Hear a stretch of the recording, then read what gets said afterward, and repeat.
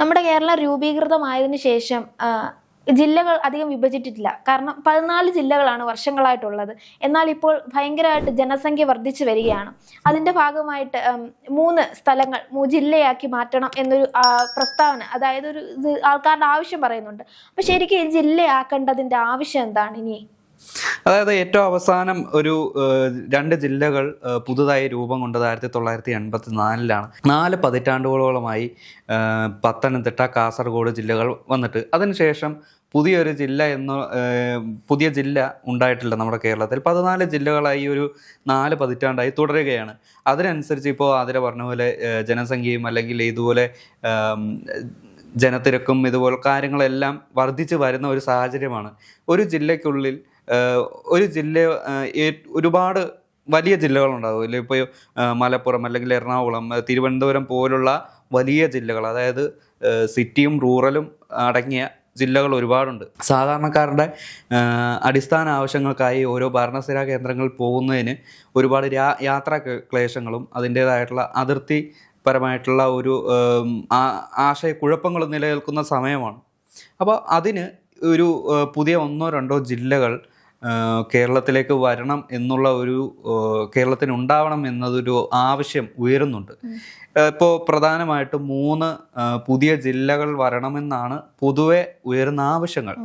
അത് തിരുവനന്തപുരം വിഭജിച്ച് തിരുവനന്തപുരത്തിൻ്റെ കാട്ടാക്കട പ്രദേശങ്ങളെല്ലാം കേന്ദ്രീകരിച്ച് നെയ്യാറ്റിൻകര ഒരു സ്വതന്ത്ര ജില്ലയാക്കണം. കൂടാതെ എറണാകുളം ജില്ലയിലെ മൂവാറ്റുപുഴ, ഈ കോതമംഗലവും കുന്നത്തുനാടും അതുപോലുള്ള അനുബന്ധ സ്ഥലങ്ങളെല്ലാം ചേർത്ത് മൂവാറ്റുപുഴ ഒരു സ്വതന്ത്ര ജില്ലയായി മാറ്റണം. കൂടാതെ മലപ്പുറം ഈ ജനസാന്ദ്രതയിൽ തന്നെ ഏറ്റവും മുന്നിൽ തന്നെയുള്ള അല്ലെങ്കിൽ അടുത്ത് തന്നെയുള്ള മലപ്പുറത്തെ തിരൂർ ആസ്ഥാനമാക്കി ഒരു ജില്ല രൂപീകരിക്കണം. ഇങ്ങനെയാണ് വർഷങ്ങളായി തുടരുന്ന ആവശ്യങ്ങളാണ്. അത് നമ്മളിപ്പോൾ എന്താ പറയുക, എറണാകുളം ജില്ലയുടെ അതിർത്തി, എൻ്റെ നാടിൻ്റെ ഒരു അതിർത്തി എന്ന് പറയുമ്പോൾ നീർപ്പാറയാണ്. ഇപ്പോൾ ഈ നീർപ്പാറ എന്ന് പറയുന്ന സ്ഥലത്ത് നിന്ന് ഇപ്പോൾ ഇതിൻ്റെ ആസ്ഥാനം എന്ന് പറയുന്നത് കൊച്ചി കേന്ദ്രീകരിച്ചാണ് എറണാകുളം ജില്ല നിൽക്കുന്നത്. ഇതിൻ്റെ എന്തെങ്കിലും ഭരണ ആവശ്യത്തിനായിട്ട് വരുമ്പോൾ ഇത്ര ദൂരം യാത്ര ചെയ്യേണ്ടതുണ്ട്. പിന്നെ ഈ അതിർത്തിപരമായിട്ടുള്ള കാര്യങ്ങൾക്കും അതിൻ്റെ ഒരു സംശയങ്ങൾ നിലനിൽക്കുന്നുണ്ട്. ഇങ്ങനെ എന്താ പറയുക, ഇപ്പോൾ പോലീസ് സ്റ്റേഷനുകൾക്ക് വരെ ഒരു വ്യക്തതയില്ല എന്ന് വേണമെങ്കിൽ നമുക്ക് പറയാം. ഇങ്ങനെ പുതിയൊരു ജില്ല വരികയാണെങ്കിൽ ഒരുപക്ഷെ അവിടെ പുതിയ ഭരണസിരാ കേന്ദ്രങ്ങൾ വരുന്നു, അവിടെ പുതിയ ഉദ്യോഗസ്ഥർ വരുന്നു. ആ ഒരു പ്രദേശങ്ങളുള്ള, അതായത് ഇപ്പോൾ എക്സാമ്പിൾ പറയുകയാണെങ്കിൽ മൂവാറ്റുപുഴ ഒരു ജില്ലയാക്കുകയാണെങ്കിൽ കോതമംഗലം, കുന്നത്തുനാട് പോലുള്ള സ്ഥലങ്ങളെല്ലാം കേന്ദ്രീകരിച്ചായിരിക്കും. അപ്പോൾ അവിടെയുള്ള ആൾക്കാർക്ക് അവരുടേതായിട്ടുള്ള ആവശ്യങ്ങൾക്ക് വേണ്ടി മിനി സിവിൽ സ്റ്റേഷൻ, ഹോസ്പിറ്റൽ, ജില്ലാ അടിസ്ഥാനത്തിലുള്ള കേന്ദ്രങ്ങളിലേക്ക് എത്താൻ വളരെ എളുപ്പമായിരിക്കും.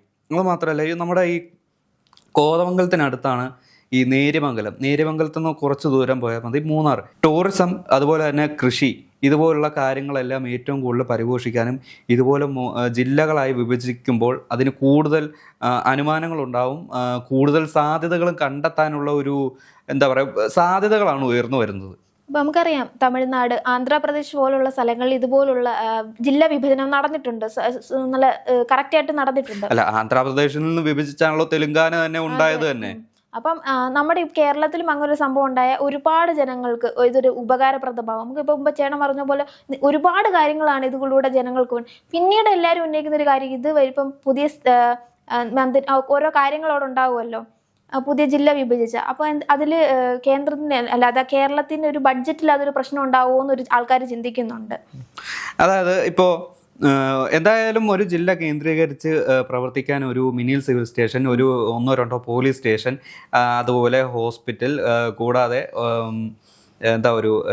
KCB ഓഫീസ്, അങ്ങനെ പല രീതിയിലുള്ള ഓഫീസുകൾ വരണം.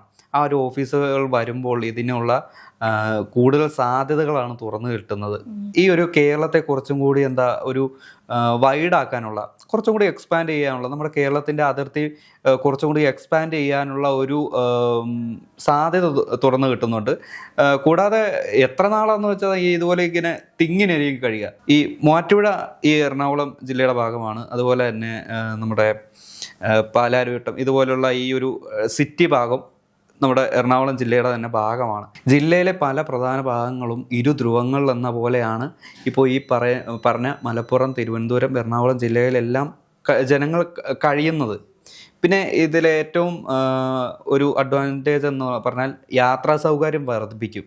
അതായത് ഈ ജില്ലകളിലൂടെ തന്നെ സംസ്ഥാന പാതയും അല്ലെങ്കിൽ NHും അതായത് നാഷണൽ ഹൈവേകളിലും എല്ലാം പോകുന്നതാണ്. ഇപ്പോൾ ഇതുപോലെ ഒരു ജില്ലാ അടിസ്ഥാനത്തിൽ വിഭജിക്കുകയാണെങ്കിൽ ഈ ഒരു യാത്രാക്ലേശം കുറയാനും അതുമാത്രമല്ല ഈ ഒരു പ്രദേശങ്ങളിലേക്ക് കൂടുതൽ വികസന പദ്ധതികൾ, ഇപ്പോൾ ഓരോ ജില്ലകൾക്കും ഇത്ര പദ്ധതികളുണ്ടാവും, ആ ജില്ലകളിലുള്ള ഗ്രാമങ്ങൾക്കും ഏറെ പദ്ധതികളുണ്ടാവും. ഇപ്പോൾ മോട്ടോർ പോലുള്ള അല്ലെങ്കിൽ മലപ്പുറം പോലുള്ള ഒരു ജില്ല വിഭജിച്ച് ഒരു തിരൂർ എന്ന ഒരു ജില്ലയാണെന്ന് വെക്കട്ടെ.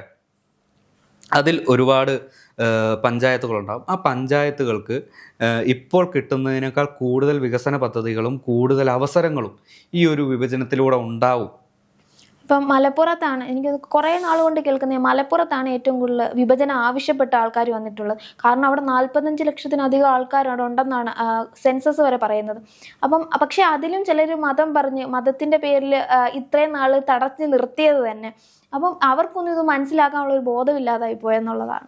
അതെ, ഇപ്പോൾ അത് പറഞ്ഞപ്പോഴാണ് എനിക്ക് മറ്റൊരു കാര്യം ഓർമ്മ വന്നത്. അതായത് വിശ്വ ഹിന്ദു പരിഷത്ത് ഒരു സംഘടനയാണ്, ഹിന്ദു സംഘടനയാണ്. ആ ഹിന്ദു സംഘടനയുടെ ഒരു ആവശ്യമായിട്ട് ഇപ്പോൾ ഈ ജില്ലാ വിഭജനം ഉയർന്നു വരുമ്പോൾ തന്നെ അവരൊരു മറു ആവശ്യമായി രംഗത്ത് വന്നിരിക്കുകയാണ്. അതായത് മലപ്പുറം അല്ലെങ്കിൽ മലബാർ മേഖലയെ കേന്ദ്രഭരണ പ്രദേശമാക്കണം.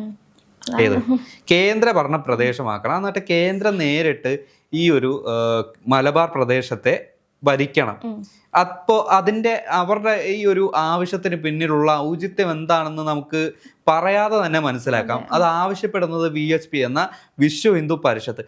ഏറ്റവും കൂടുതൽ ന്യൂനപക്ഷ മേഖല ഏറ്റവും കൂടുതൽ തിങ്ങിൽ പാർക്കുന്ന ഒരു പ്രദേശം എന്നിരിക്കെ ഈ ഒരു മലബാർ എന്നൊരു പ്രദേശം അങ്ങനെയാണല്ലോ. അപ്പോൾ അവരെ നേരെ കേന്ദ്രത്തിൻ്റെ കീഴിൽ, അതായത് ഒരു ലഫ്റ്റനന്റ് ഗവർണറിൻ്റെ കീഴിൽ വരുത്താൻ വേണ്ടിയുള്ള ഒരു കുബുദ്ധിയാണ് ഇപ്പോൾ ഈ ഒരു VHP അല്ലെങ്കിൽ വിശ്വ ഹിന്ദു പരിഷത്ത് ഈ ഒരു മുന്നോട്ട് വയ്ക്കുന്നത്. ഇത് കേരളത്തിന്റെ ആവശ്യത്തിന് വേണ്ടിയല്ല, കേരളത്തിനെ വികസിപ്പിക്കാൻ വേണ്ടിയല്ല.